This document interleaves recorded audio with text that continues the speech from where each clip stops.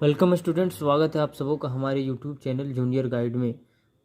तो चलिए आइए हम लोग देखते हैं आज इस वीडियो में क्लास 8 का मैथ JCRT बुक, ठीक है, क्लास 8 का एक्सरसाइज देखेंगे 10.1।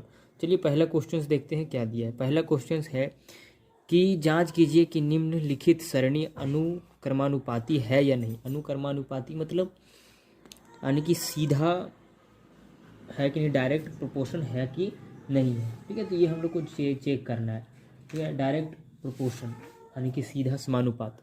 इस वीडियो को ये दूसरा वीडियो बना रहे हैं, ठीक है। इससे पहले हम इंट्रोडक्शन में आप लोग को बता चुके हैं। अगर यदि आप लोग नहीं देखें तो इस चैनल के प्लेलिस्ट में जाए, वहाँ से इसका इंट्रोडक्शन पार्ट को देखें कि क्या होता है अनुक्रमानुपाती, ठीक है, और व्युत्क्रमानुपाती के बारे में समझ लीजिए। तो चलिए इसको चेक करते हैं क्या होता है, कब होता है अनुक्रमानुपाती। ये कब होता है, जब x/y बराबर क्या हो, k, ठीक है। ये कांस्टेंट, k मतलब कांस्टेंट, यानी कि x और y को बटे में जो भी वैल्यू निकलेगा वो सेम निकलेगा, हर जगह क्या निकलेगा, एक जैसा निकलेगा, तो होगा वो आपका अनुक्रमानुपाती। चलिए चेक करते हैं। तो चेक करते हैं, यहाँ पे x वाला दिया है, y वाला दिया है टर्म, ठीक है। उसको शुरू करते हैं। शुरू करने से पहले मैं बता दूं कि यदि आप हमारे चैनल पे नए हैं तो हमारे चैनल को सब्सक्राइब करें और लाइक करें और दोस्तों के पास शेयर करें, ठीक है। तो चलिए देखिए क्या हो जाएगा। पहला जैसे दीदी मान लेते हैं इसको 1 2 3 इस प्रकार से। तो पहला में क्या हो जाएगा आपका x/y।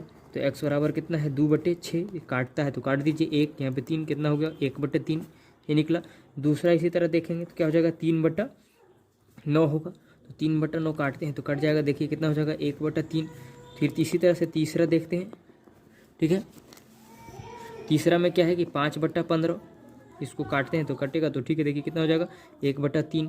चौथा में क्या है, चौथा में इसी प्रकार से है x/y, आप लिख के ऐसे देख सकते हैं, ठीक है। तो 8/24 ऐसे है, तो 8 का 8 8 24, 1/3 निकला यहाँ पे भी, ठीक है। पाँचवा में देखेंगे तो पाँचवा में भी सेम टू सेम है, ठीक है, 10/30, तो 10/30 निकल गया, ठीक है। तो इसको काटेंगे तो कितना आ जाएगा आपका 1/3। तो आपको क्या देखने को मिला यहाँ पे, हम लिख सकते हैं, इसलिए यहाँ पे x/y बराबर k, यानी कि हर जगह सेम निकले, एक चीज वैल्यू निकला, ठीक है। तो इसका मतलब क्या हुआ, ये होगा, और ये जब होगा तो क्या होगा, अतः यह अनुक्रमानुपाती है, ठीक है। तो आपको बता देना है कि ये अनुक्रमानुपाती है। चलिए इसका देखते हैं, इसी का दूसरा, यह है दूसरा प्रश्न, इसी का दूसरा, ठीक है। इसको भी चेक करके हम लोग को बताना है कि ये अनुक्रमानुपाती है कि नहीं। अनुक्रमानुपाती मतलब सीधा समानुपाती है, समानुपात है या नहीं। तो चलिए चेक करते हैं, इसको चेक करते हैं। जैसे पहला में देखने के लिए क्या कर लेंगे, इसको पहला के लिए ले लेंगे, यानी कि x/y। तो x/y क्या हो जाएगा 4/8, और यदि कटता है तो काट दिए, 4 1 4, 4 दूनी 8, कितना निकला 1/2। इसी प्रकार से दूसरा लिखेंगे तो यानी कि कितना है 7/14 दूसरा में, ठीक है। दूसरा का यहाँ लिख देते हैं हम, तो कितना हो जाएगा 7 1 7, 7 दूनी 14, यानी कि ये भी निकला 1/2। इसी प्रकार से तीसरा में क्या है, तीसरा में क्या है कि x/y बराबर क्या होना चाहिए, ठीक है। x/y लिखेंगे तो कितना हो जाएगा 18/16, और इसको काटेंगे तो काटते देखते 2 से काटते हैं तो आ जाएगा 9, और यहाँ पे हो जाएगा 8। ये कितना निकल गया आपका 9/8, ठीक है। आगे फिर देख लेते हैं चौथा। तो चौथा क्या हो जाएगा कि x/y बराबर 10/20। तो यहाँ पे क्या निकलेगा, इसको काटेंगे तो 1/2, ठीक है। उसके बाद इसी तरह से पाँचवा करेंगे तो क्या हो जाएगा x/y बराबर क्या हो जाएगा 11/22, और ये हो जाएगा तो कितना हो जाएगा आपका 1/2। अब यहाँ पे आपको दिखा होगा कि जो इधर है 1/2 1/2, यहाँ पे 9/8, ये 9/8 आ गया, यानी कि इसमें सब एक बदल गया। ये जब बदल जाता है तो मतलब नहीं होता है। तो इसके लिए हम लोग यहाँ पे क्या लिखेंगे, इसलिए x/y not equal to k, ठीक है, कांस्टेंट नहीं है। और जब कांस्टेंट नहीं होगा तो इसका मतलब क्या होगा, अतः यह अनुक्रमानुपाती नहीं है, ठीक है। इस तरह लिख देना है। इसी तरह से बनाते हैं इसका क्वेश्चन, देखते हैं अगला क्वेश्चन, क्वेश्चन नंबर 3। चलिए आइए देखते हैं क्वेश्चन नंबर 3। इसको चेक करते हैं कि यह अनुक्रमानुपाती है या नहीं, ठीक है। अनुक्रमानुपाती कब होता है, जब हम लोग क्या सीखे हैं कि x/y बराबर k होना चाहिए, यानी कि कांस्टेंट होना चाहिए। x/y का वैल्यू हर जगह एक समान आना चाहिए, ठीक है, तो वो होता है अनुकर्मानुपाती, ठीक है। और ये इससे पहले मैं बता दूं एक बार फिर कि अगर यदि आप लोग इसका इंट्रोडक्शन वाला वीडियो नहीं देखें तो प्ले लिस्ट में जाएँ, वहाँ से देख लें, ताकि वहाँ से आपको अच्छी तरीके से समझ में आ जाएगा क्या होता है अनुकर्मानुपाती और क्या होता है व्युत्क्रमानुपाती, ठीक है, वो समझ में आ जाएगा। चलिए इसको देखते हैं, चलिए शुरू करते हैं इसको, ठीक है। क्या हो जाएगा इसका सोल्यूशन, इस प्रकार से हो जाएगा, ठीक है। क्या हो जाएगा x/y, तो x/y पहला के लिए क्या हो जाएगा 1/5, ये निकालेंगे तो 1/5 ही रहेगा, ठीक है, इसको काटना ही है। दूसरा में लिखेंगे तो x/y, और दूसरा में क्या है 3/5, इसको काटेंगे तो 15 है तो 1/5 आ जाएगा, ये भी ठीक है निकल गया। इस तरह चौथा करेंगे तो x/y, और यहाँ पे कितना है 5/20, तो इसको काटेंगे तो 1 यहाँ पे 4 हो जाएगा, तो 1/4 हो गया। ये देखो कैसे काटे, 5 के 5, 5 का 20, 1/4 हो गया। अब यहाँ पे देखिए आपका यहाँ और यहाँ यहीं पे आपका बदल गया, ठीक है, ये बदल गया, एक वैल्यू नहीं मिला, तो आगे हम लोग को बनाने का जरूरी भी नहीं है, इसलिए आप लिख दीजिए, इसलिए x/y not is equal to के के बराबर कॉन्स्टेंट नहीं है, और जब कॉन्स्टेंट नहीं होगा तो अतः क्या होता है, अतः यह अनुकर्मानुपाती नहीं है, ठीक है, और जब नहीं होता है तो वो अनुकर्मानुपाती नहीं होता है। तो ये हो गया। चलिए इसी तरह से आपको अगर क्वेश्चन है तो बना लेना है। चलिए आइए देखते हैं हम लोग इसका क्वेश्चन नंबर 2। चलिए आइए देखते हैं हम लोग क्वेश्चन नंबर इसका 2, ठीक है। क्या कहता है, पहले क्वेश्चंस को पढ़ते हैं, समझते हैं, उसके बाद बनाएंगे। क्या कहता है, यदि x तथा y अनुकर्मानुपाती, अनुकर्मानुपाती इसमें पहले बोल रहा है, तो अनुकर्मानुपाती होता है मतलब x और y का हर जगह मान क्या होता है, बराबर होता है। तो निम्न सरणी द्वारा x1 y1 तथा y1 का मान ज्ञात कीजिए, ठीक है, x1 x2 y1 का मान ज्ञात करना, यानी कि इसका यहाँ पे और यहाँ पे और यहाँ पे क्या होगा मान, वो हम लोग को ज्ञात करना है।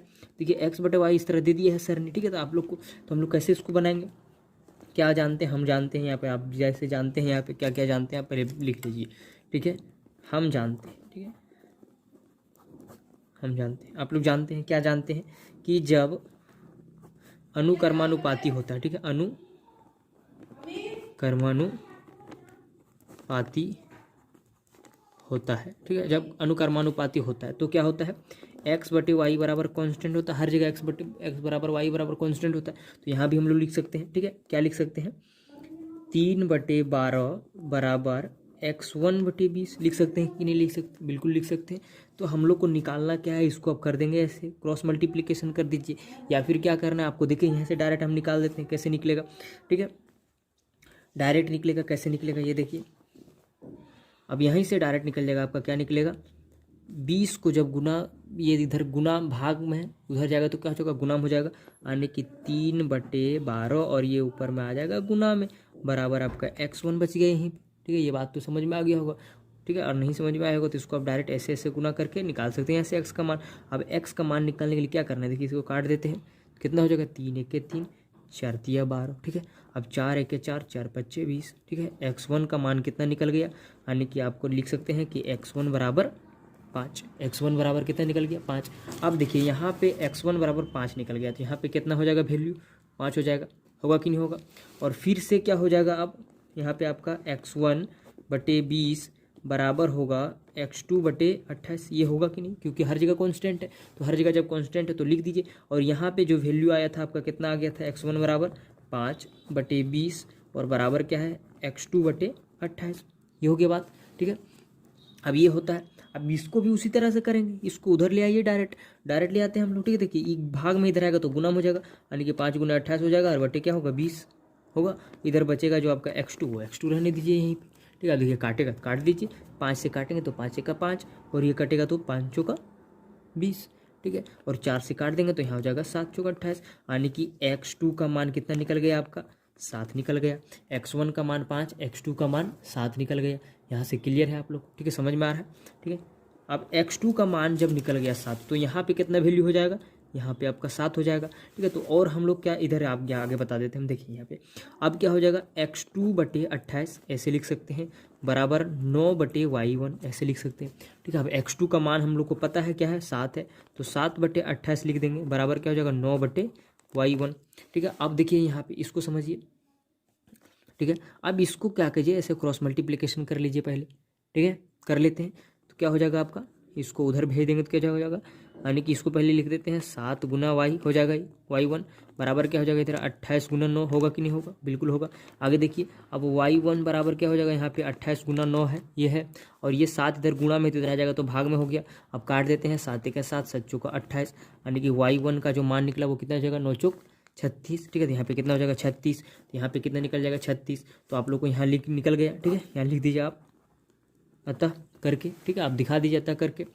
x1 का मान जो निकला वो आपका 5 निकल गया, ठीक है। x2 का जो मान निकला वो 7 निकल गया, और y1 का जो मान निकला वो कितना निकल गया 36 निकल गया, और यही आपका हो गया आंसर, ठीक है। इतना ही हम लोग को दिखाना था, ये आप लोग को बन गया, ठीक है। तो इस प्रकार का यदि क्वेश्चन है तो बना लेना है, ठीक है। चलिए आइए देखते हैं हम लोग अगला क्वेश्चन, ठीक है। तो इस वीडियो में इतना ही रखते हैं, अगला बार हम लोग देखेंगे जो बाकी क्वेश्चन बचा अगले वीडियो में, क्योंकि उसमें जो है आप लोग को वर्ड प्रॉब्लम वाला क्वेश्चंस पढ़ना है, तो वर्ड प्रॉब्लम वाला अच्छे तरीके से समझेंगे उसको, ठीक है।